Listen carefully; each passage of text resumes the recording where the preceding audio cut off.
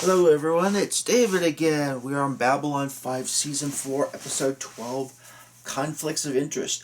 Had a really interesting day today. I was going to watch a lot of videos and get caught up on things. And I woke up and the power was out. And it was out for almost 7 hours. And countywide too, I guess. So I'll have to see what the rumor mill turns up as to what exactly happened. But at any rate, spent the rest of the day digging out all of the snow and everything from my yard. So hopefully the mailman will have no problem getting to my house now. At any rate, talking about episode 12, Conflicts of Interest. Michael Garibaldi starts off reuniting father and daughter. And he only charges them a third of his usual fee. Such a warm and fuzzy thing. I wonder if he gets a tax deduction for that. Do you know if he does or not? At any rate, Mr. Wade from Edgar's Industry has been trailing Michael Garibaldi, and he wants to put him through a litmus test to see if he can be trusted. We then cue the entrance. Dr. Franklin is returning from Mars, and he sees the setup. And Ivanova is saying, well, we don't have enough power to broadcast all the way to Earth. And Dr. Franklin suggests, well, why not go down to Epsilon 3? So Ivanova heads on down to Epsilon 3. We zip on in, and Zach is tasked to get the link ID and PPG from Michael Garibaldi. Since Captain Sheridan, I guess, doesn't want to do it himself since he got punched in the face last time and caused a big fracas. So Zach goes in, gets the required implements from Mr. Garibaldi, including the backup, and Michael Garibaldi kind of just really snarky towards him. I'm not sure exactly why, but he is like, well, at least it wouldn't have come from you. I would have rather, if someone's going to give me bad news, I'd rather it be a friend than just some random person. But evidently Garibaldi doesn't think so, but at any rate,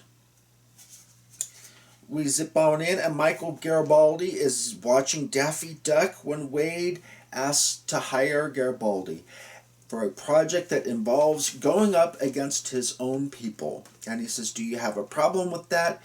And Michael Garibaldi says, yesterday I would have, but today is a very different day, so I'll accept. At any rate, Ivanova goes to Epsilon 3 to get power for the broadcasting, and who does she meet but Zathras? Yay! But how is this possible since Zathras went back in time 1,000 years? Well, we learned there are 9 now, brothers from the family of Zathras. A slight difference in pronunciation, so it's Zathras. Comment down below, anybody, who is your favorite brother Zathras? I kind of like Zathras myself because he was the loud, boisterous one and kind of fun at parties. Of course, there's much to be said for the quiet Zathras because, at least he's not blasting the earwax out of your ears every time he talks. Kind of like one of my cousins, Jennifer. My God, that woman has no concept of the indoor voice. It's like, holy crap, lady, just are you trying to wake the dead or something? But at any rate, Zathras is going to help Ivanova set up the power relays that she needs to broadcast all the way out to the rim. Michael Garibaldi is with Wade, and the context shows up, and holy crap, it's his ex, Lise. Well, sure enough, Lise has remarried from Franz. Franz took their daughter and skedaddled out of town, and so she was swinging single, and she met a guy named William Edgars, who's the owner and founder of Edgar's Industry, and who has more money than God. William Edgars, I guess. So how much money does God have? Does anyone know? Put down below if you know how much money God has, because my understanding is God is pretty poor, because, well, what does he need money for? He's God, but, maybe, according to Garibaldi, God must have a lot of money, because he's got, or more money than is found on Mars, at any rate. But Sheridan meets with Londo and Jakar, and we find out that Londo has in fact heard of the Drak before. So probably from the Centauri's previous contacts with the Shadows would be my best guess. He says it's kind of stories to frighten small children. Well, Sheridan says, well, they're back. They aren't exactly stories. They were driven off of Zahadum, and now they are starting to work behind the scenes and cause all kinds of problems for the shipping lanes. So, Sheridan wants to station White Star at various points to keep an eye on the borders. But the other races are going to see this as some sort of power grab by Sheridan. And Sheridan says, that's where you two come in. Londo and Jakar, we all know that the Narns and Centauri don't agree on anything, but if they agreed on this one thing, it might be enough to bring the other races around to allowing the White Star Fleet to go what they're supposed to go and do what they're supposed or needs to be done. So, we go in, and Zach finds out that Michael Garibaldi has used an unauthorized identicard, and so he cancels all access to, or in the name of Michael Garibaldi. Unfortunately, it has unintended consequences, as a lot of actions do. It says for every action there's an equal but opposite reaction. Well, sure enough, a group of people attack Wade, Michael Garibaldi, and Lise. Lise is carrying something that she thinks, and Wade is at least pretending at this point in time, is supposed to be a cure for some problem with the telepaths. And of course, what they don't realize is they're going to, basically it was a virus created to attach the telepathic gene. If they don't get regular injections of the antidote, they will all die. And so, but we don't find that out for a few more episodes. And Lise is left in the dark.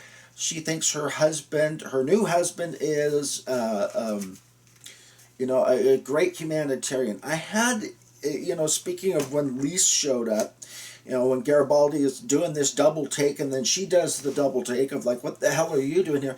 Reminds me a little bit of an episode where I was at a restaurant and all of a sudden I saw my ex walk by, but he had, was escorting his niece, and so he didn't see me. So, of course, as he was going back to his table, he turned and, we were just passing it like, huh? But we were on speaking terms, so I didn't, say or do anything other than I did text him, about a little play or something that they were having at one of the local bars. And I thought it was something that actually would have interested him.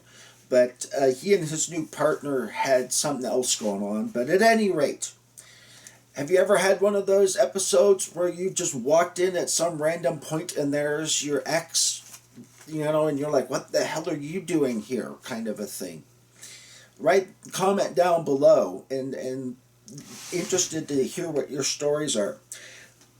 We end up, William Edgars wants Michael Garibaldi on retainer, and of course he will have to slip Garibaldi past the blockade and get him to Mars. But William Edgars, having more money than God, I guess, can afford or can get Michael Garibaldi past the blockade. And we end out with the voice of the resistance, starting with Ivanova basically saying, now you're going, instead of just fake news from one and only one source, we're going to give you another thing to compare it to see what makes sense to all of you. Kind of, well, I don't know. Would you? I'd rather trust her than either CNN or Fox News. To be bluntly honest with you, I have a feeling she would not know how to lie on camera, unlike a lot of other people. But c'est la guerre. Put down below, who would you trust? CNN, Fox, or Lieutenant Commander Ivanova? My bet's on Ivanova, but at any rate, I hope you all are having a good day today. As always, like, comment, subscribe, and share. Thank you. We are past 150 members, so let's get to 200 by the end of the month. And it's, by the way, halfway through January as I'm recording this. Anyways, talk to you guys later.